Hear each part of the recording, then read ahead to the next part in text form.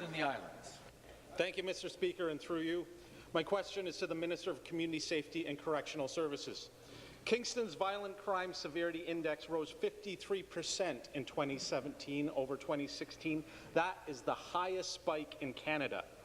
Despite this, the Conservative government is withholding a much-needed policing effectiveness and modernization grant.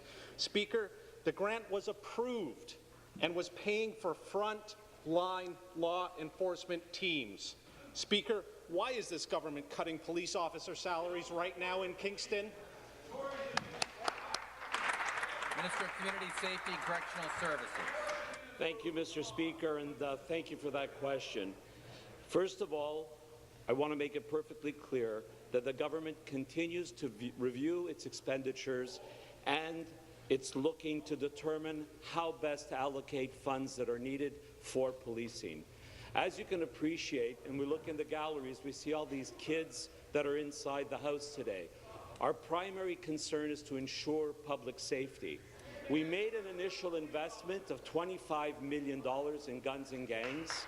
There's a second phase that we will be working through, and we are concerned with respect to issues with respect to policing. And we will look at the issue in Kingston as we're reviewing the other parts around the province. Member for Timmins. We do support the police, and we are providing them with the tools they need to be able to perform their service. Thank you. House will come to order. Supplementary. Thank you, Mr. Speaker. My question was about frontline officers in Kingston.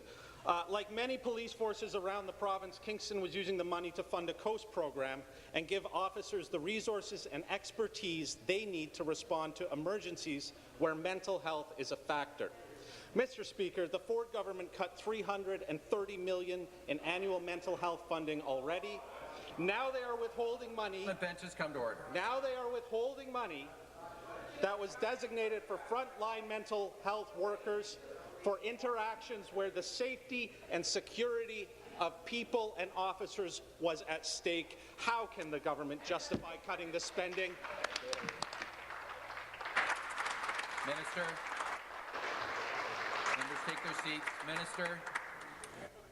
Mr. Speaker, at this time the ministry has provided approximately $750,000 in funding to the City of Kingston and/or the Kingston Police Services Board.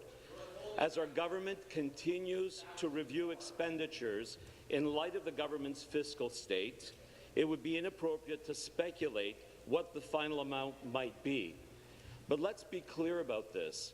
We have a $358 billion debt. We have a deficit of $15 billion.